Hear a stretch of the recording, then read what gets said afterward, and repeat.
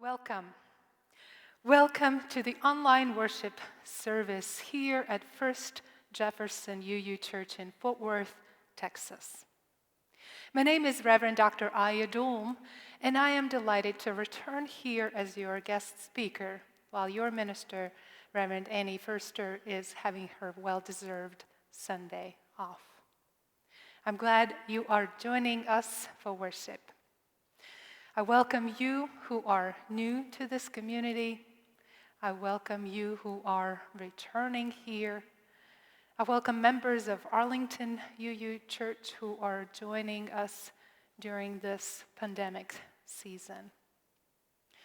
As a liberal faith community, we aspire to affirm the dignity and worth of every human being. We strive to do the work of justice, and we honor the wisdom that is found in all faiths and all religions. We continue to gather in the safest ways possible for worship and for other activities that help us stay connected with one another and nurture our spiritual journey by reflecting on our own faith and values and how these call us to be in the world. So let us begin by centering ourselves as your talented minister of music, pianist Mikhail Brezhnev, plays the prelude.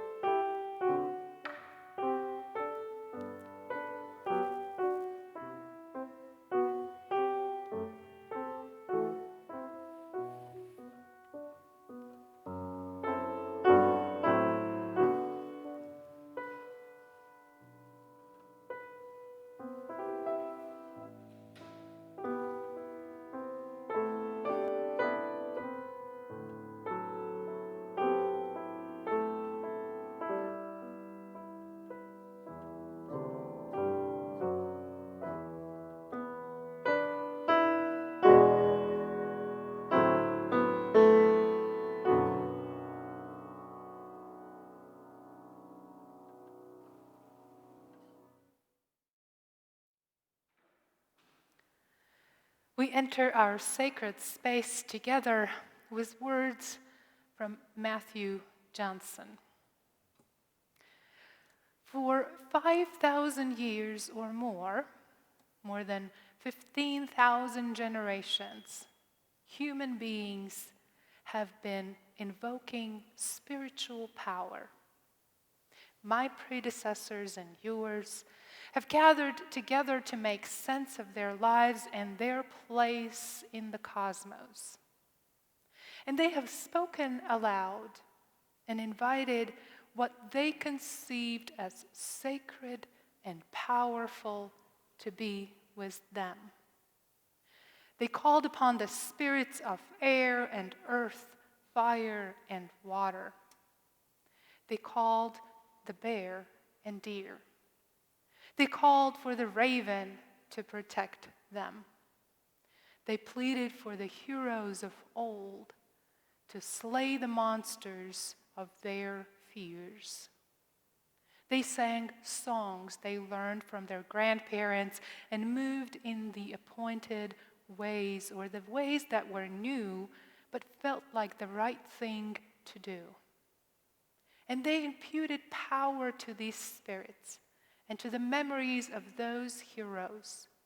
They called them gods, and they were invoked. Vishnu and Kali, Elohim, Odin, and 100 million others. Every group of people, everywhere. They gathered to make sense of their lives and to make sense of their place in the cosmos, and they called these spirits to be present to them. And so do we. We gathered this morning to make sense of ourselves and this universe in which we live as best as we are able. And we call ourselves to worship together and we invoke the power and wonder of life itself, that to which all those spirits of animals and memories of heroes pointed the way. We invoke that power, which is, we know, always around, always with us, but which we sometimes forget about. We forget that we are part of the whole of creation. We forget that we are stardust. We forget that we are capable of miracles, first among them, that we can love. We forget these things. So we invoke the power of existence so that we can remember, so we can lift our eyes and open our ears to the true and beautiful. For 5,000 years or more, we have done this. In many tongues, in many ways, we have done this. And we continue that ancient tradition in our way and in our time. So let us now worship together. Please join in our opening hymn, Gather the Spirit. And our song leader today is Andy Pierce.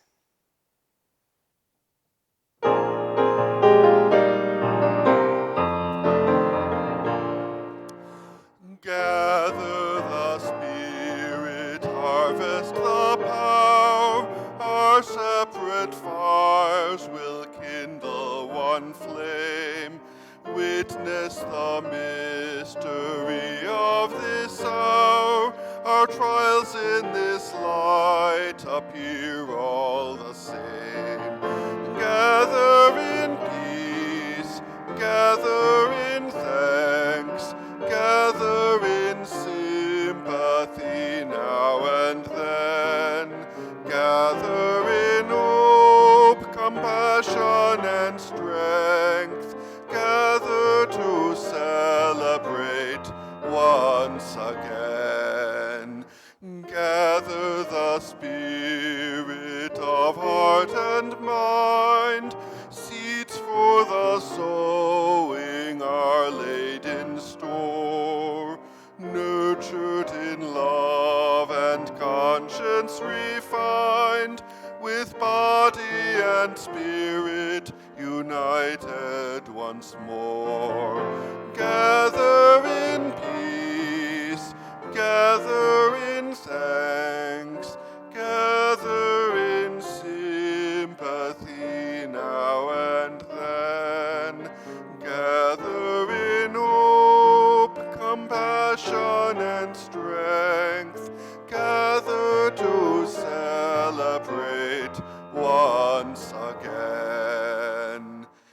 Gather the Spirit growing in all, drawn by the moon and fed by the sun. Winter to spring and summer to fall, the chorus of life resounding as one. Gather in peace, gather in thanks, gather in sympathy now and then. Gather in hope, compassion, and strength. Gather to celebrate once again.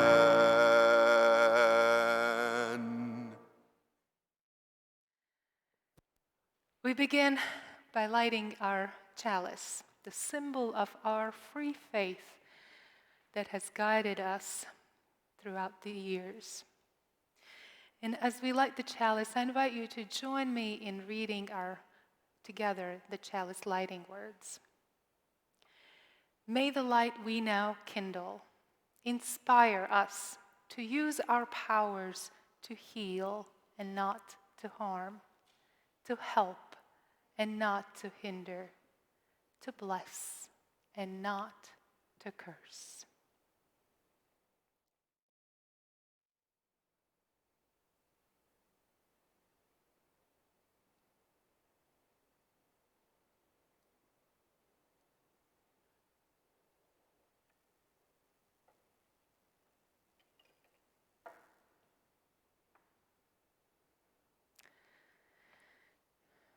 The topic for today, the quest for power.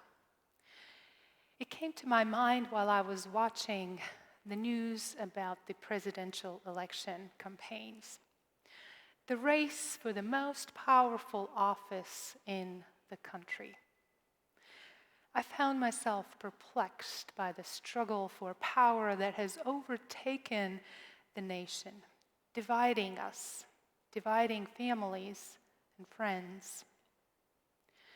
Yet, power is not just the topic for the election year. There is more to power. I will offer you some questions to consider. These questions are for you. You can use them for your own spiritual reflection or as a conversation starters for deep conversations with one another. As you reach out to each other to stay connected, and I hope you do. One such opportunity is coming up on Tuesday evening during the Zoom meeting, where you can share your thoughts and experience of today's worship theme. So here are the questions. What is power? Why do people want power? Is the quest for power worth it at all costs? And think about your own life experiences. What is your story of power? Do you see yourself as a powerful person, or do you feel powerless? Are you in favor of power?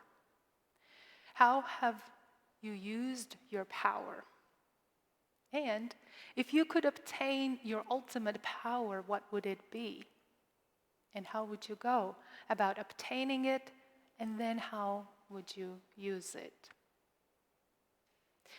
As you think about these questions throughout the service, I will offer my reflections and thoughts with you. These will come in two sections. But before we begin, I invite us to ground ourselves in the covenant of this community. Please join me in reminding ourselves of the promise we give to each other. Love is the doctrine of this church. The quest of truth is our sacrament, and service is our prayer. To dwell together in peace, to seek knowledge in freedom, to serve others in community to the end that all souls shall grow into harmony with creation. Thus do we covenant with one another.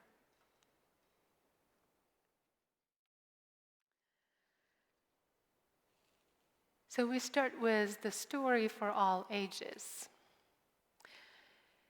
With Halloween approaching, it is typical that many of us are planning our outfits. We're thinking about who we want to be for Halloween. Many choose heroes from movies or from other stories. Sometimes children choose a hero whose power they admire. Someone with great strength, someone with ability to become invisible, someone with powers to enact magic. One of the questions I asked earlier is if you could choose your ultimate power, what would it be? And your answer may not be reflected in your Halloween costume, yet I find it intriguing to hear what kind of power people would like to have. Wouldn't it be great if we all could be superheroes? Could that be possible? why don't we look at 3 superheroes that I think most of you know and see what kind of powers they have. So let's have the first one up, Superman. What kind of powers Superman has? The powers of superhuman strength and speed, flight. He has an X-ray vision, heat vision, wind and freeze breath, super hearing and sight, and an incredible resistance to harm.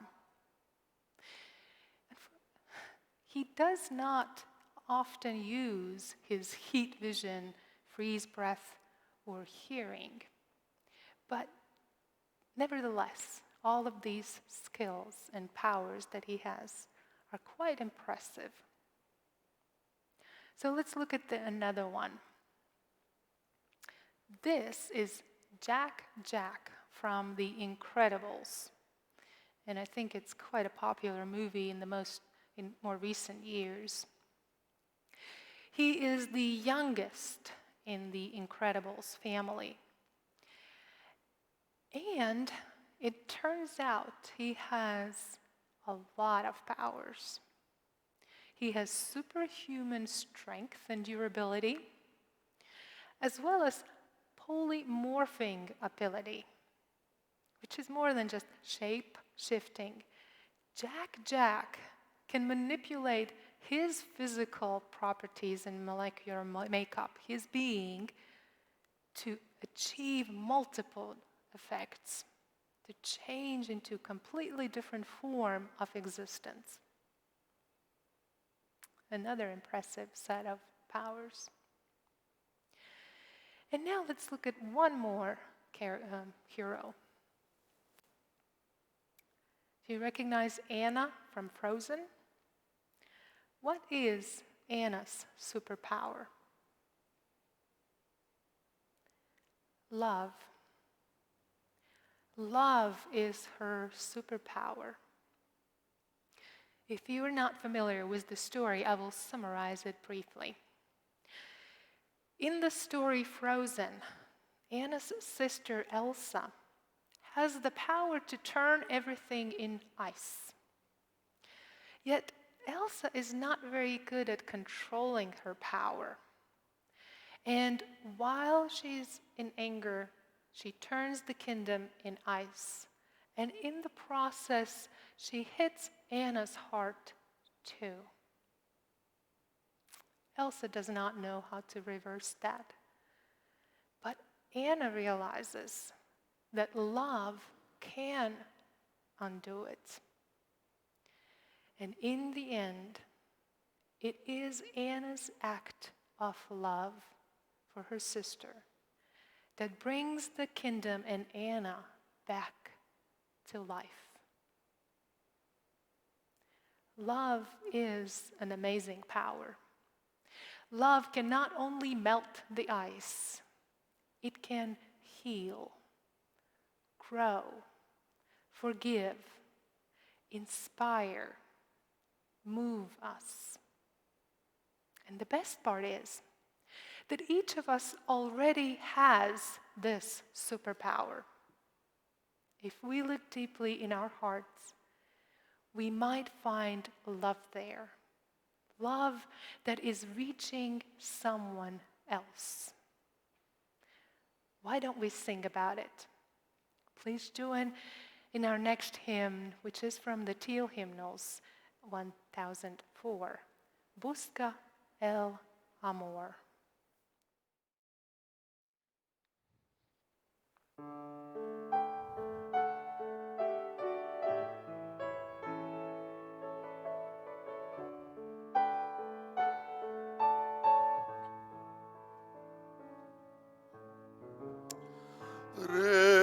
Revisa tu corazón para hallar el amor en un rincón, pero busca el amor hacer ni pasión, el amor,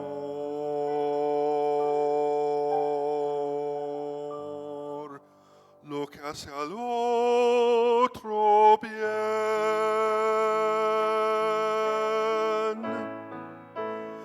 Busca el amor en ti, se multiplica si lo repartís. Busca el amor en ti, solo el que ama puede ser feliz. Busca el amor en ti, se multiplica si lo repartís. Busca el amor en ti, solo el que ama puede ser feliz. Busca el amor en ti, en ti.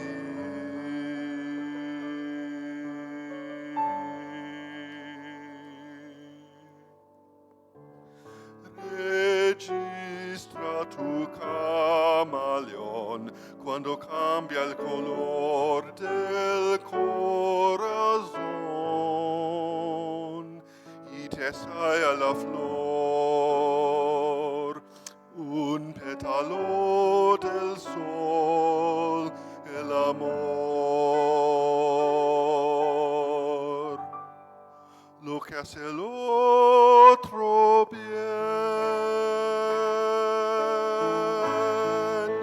Seek out the love in you and find the joy that comes to those who care.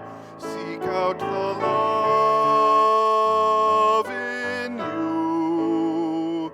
It only grows whenever it is shared. Seek out the love in you and find the joy that comes to those who care. Seek out the love in you. It only grows whenever it is shared. Seek out the love in you, in you.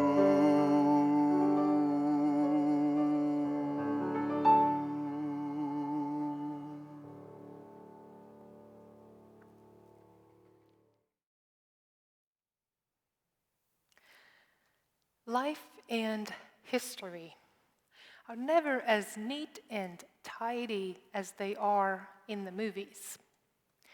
Sometimes the hero does not prevail. Sometimes there are deeper truths to be uncovered. This Monday is a holiday. For many years, it has been known as Columbus Day, where we celebrate the accomplishments of Christopher Columbus. As UUs, we have joined others in efforts to reimagine Columbus Day and changed it to Indigenous Peoples Day. Instead of celebrating colonialism, UUs choose to organize against the injustices and celebrate Indigenous resistance. The idea to replace Columbus Day with Indigenous Peoples Day was born in 77, at United Nations Conference in Geneva, Switzerland. UUs joined this movement much later. The change to celebrate Indigenous Peoples Day is taking place slowly, Earlier this summer, about 35 or so Columbus's statues were removed. Many of them were torn down by protesters. Some were removed by the city after the statue was vandalized. Only a few of the statues were taken down as a result of city's initiative. And the federal holiday still has not been removed. It still continues to be a paid day. Why Columbus Day? The first recorded celebration of Columbus Day in the United States took place in 1792. It was in commemoration of 300th anniversary of Christopher Columbus landing on one of the Bahamian islands. Then 100 years later, the President Benjamin Harrison made it an official holiday, describing Columbus as the pioneer of progress and enlightenment. And then a little later, it became a national and then federal holiday and was celebrated with parades to honor the achievements of Columbus. Yet the historical truth reveals that Columbus's achievements are the displacement and death of the majority of 95 million indigenous people living in the Americas at the time. The Pope Alexander VI had granted Columbus apostolic power for legalized genocide, conquest, and oppression via any means necessary. For many years, people of the United States have honored and celebrated this triumphalist view of American history, grounded in the doctrine of discovery, which granted the power to subjugate and annihilate other people. There is a remarkable attraction to the power that continues to be admired and honored.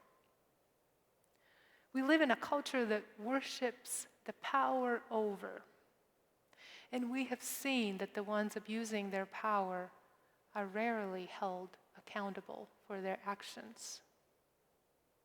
This is why it has been so difficult for Me Too movement to gain voice. Why the police brutality continues even as the whole world watches. Why the domestic violence is so hard to stop. The pride in being powerful, of being the colonizer, is jarring in our current times. A professor of religious studies, Sharon Welch, asks, can we shift from the culture of conquest, masked as a culture of benign and beneficent progress, expansion, and vitality, to an equally vital living with limits, with ambiguity, and with self-critical recognition of our own abuses of power? The history of colonization is as old as the world. The Greeks, the Romans, the Crusaders invaded territories and subjugated the conquered people. The modern colonization began in the 15th century, and most of the colonizers were Europeans, with the exception of Ottoman Empire. So here's a trivia question for you. Do you know the name of the smallest country to ever have colonies? And while you're reaching for Google to look up, I will give you a spoiler alert. I recently met a woman who was born in Trinidad and Tobago. a country that was once colonized by my people? Yes. The answer is Latvia. In the 17th century, Latvians had two colonies, one in Gambia and one Tobago.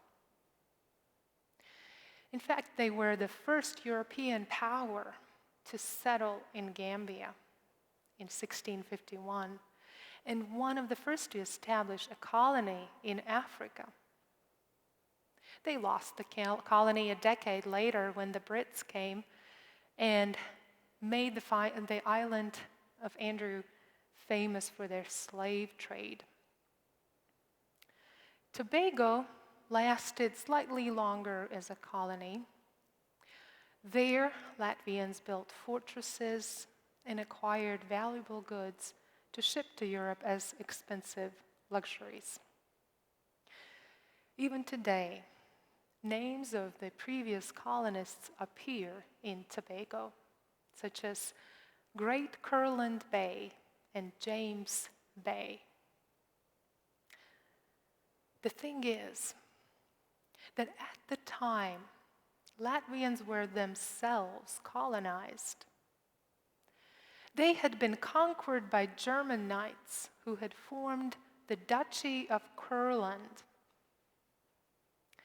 Yes, one could argue that the real occupiers were not Latvians but Germans, who were the ones in power.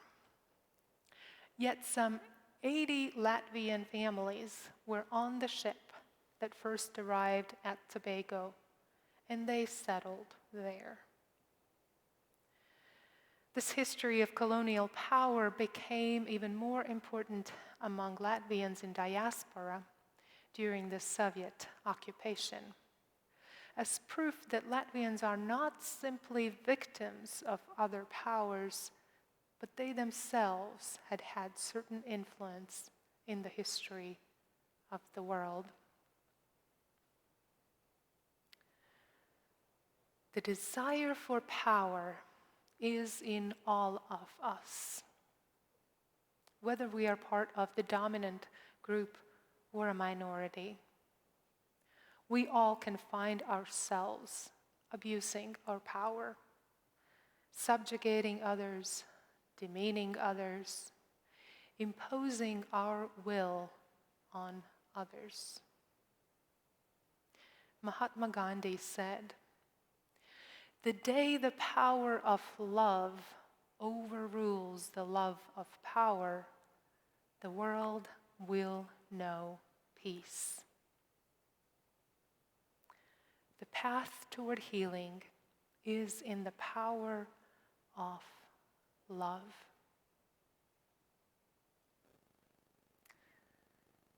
The power of love.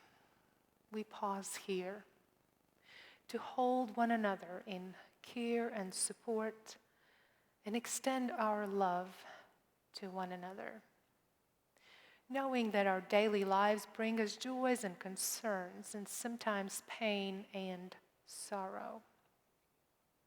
If you would like to lift up something that you are experiencing during this time and would like the congregation to know, please send an email or give a call by Friday so that we can share about your experience during the worship service and hold you in prayers and thoughts, as well as rejoice with you in joyful events. And today I would like to share with you some good news. Last week, I was welcomed into UU Fellowship. I met with the MFC committee, and now I am a UU minister. Thank you. It's an honor and privilege to receive this affirmation and to be given these powers to use them in ministry to help everyone that comes our way. So let us enter into a time of meditation and prayer. Breathe with me.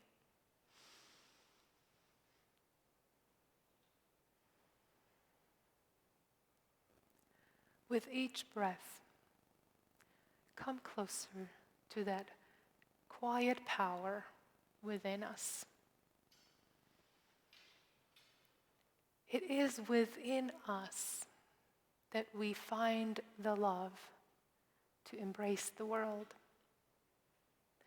The world that sometimes comes with great loneliness, frustration, despair, sorrow. We need to be with others, to be loved, and to love. With each breath, we look into our hearts for more love.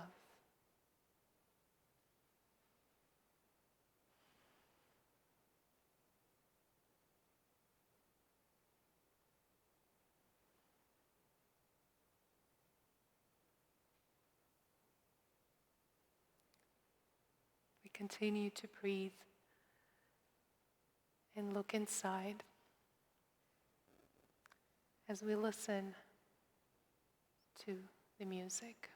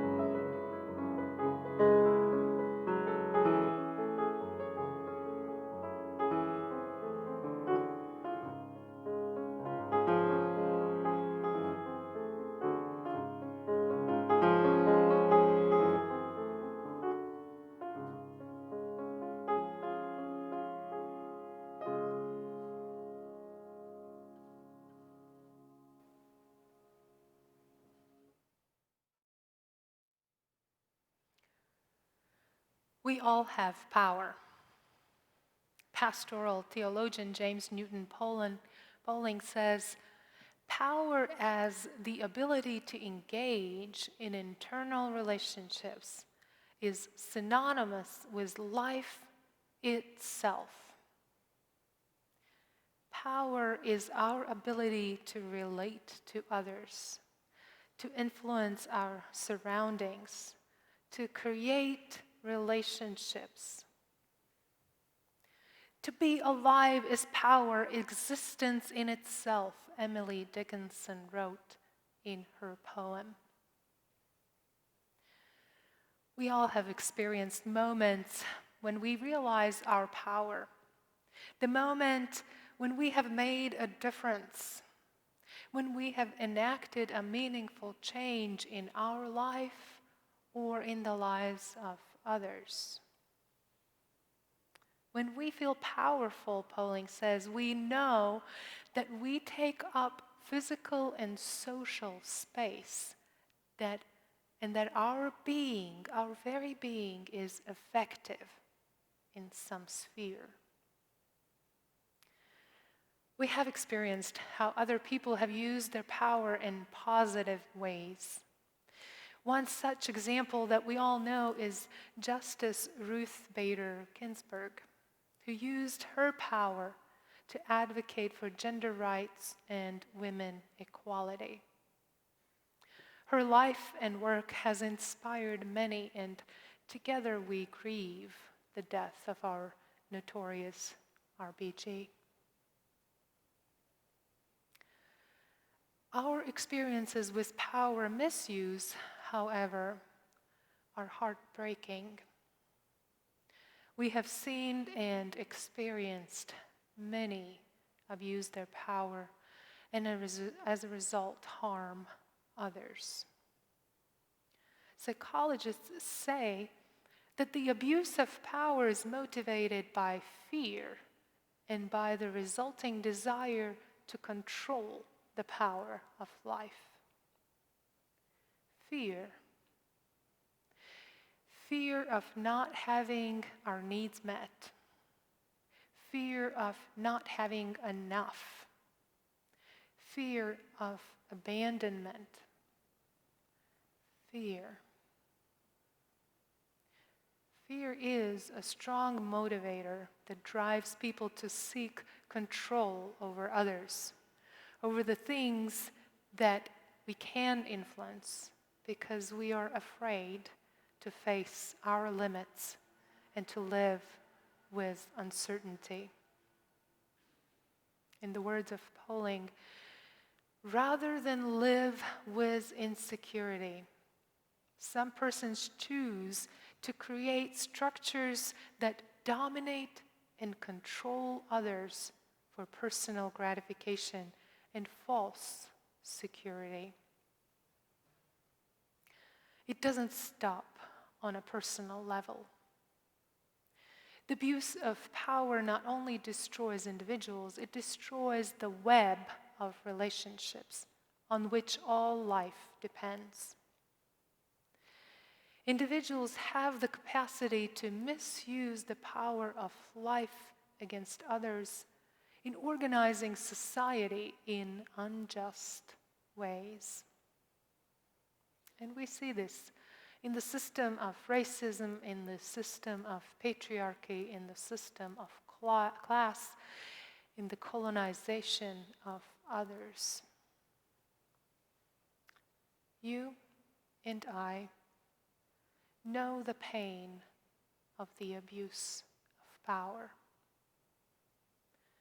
It takes a lot of love and care to heal and recover from the traumatic consequences of power of abuse. The ability to resist power abuse and not succumb to it is what becomes the source of hope. This resilient hope is what motivates us, UUs, to stand in solidarity with others against unjust power structures. What moves us to speak against the violence of power of abuse. What calls us to examine ourselves and challenge our own participation in the systemic power structures. This hope brings us together in community that upholds the power of love, not love of power. Power destroys, and power liberates. Sharon Welch writes, the goal of participation in community that helps to see what kind of power is needed, to see if power is properly balanced and properly directed, is the goal of faith community. And as a faith community, we are called to be responsible with our use of power and to challenge and resist misuse and abuse of power. We all have the superpower to help us through this process. The amazing power of love. So let us sing I invite you to join in our closing hymn, which is 368. Now let us sing of the power of love.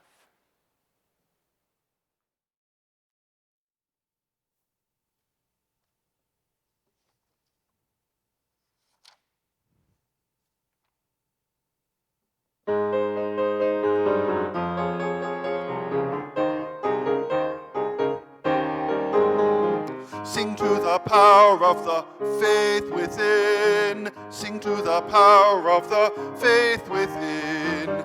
Lift up your voice, be not afraid. Sing to the power of the faith within. Sing to the power of the hope within. Sing to the power of the hope within. Lift up your voice, be not afraid. Sing to the power of the hope within. Sing to the power of the love within. Sing to the power of the love within. Lift up your voice, be not afraid. Sing to the power of the love within. Sing to the power of the joy within. Sing to the power of the joy within. Lift up your voice, be not afraid. Sing to the power of the joy within.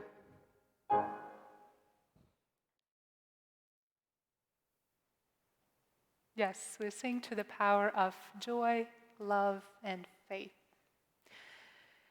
As we extinguish this chalice, our symbol of our faith, I share with you words of Cynthia Landrum.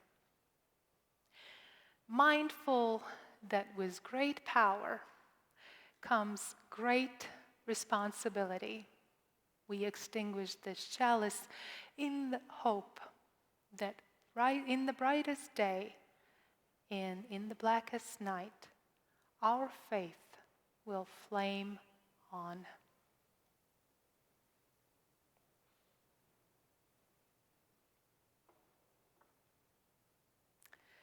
As we go forth, may we go boldly in the power of love, sharing love generously with one another, and letting love guide us on our ways as we seek to use our power responsibly.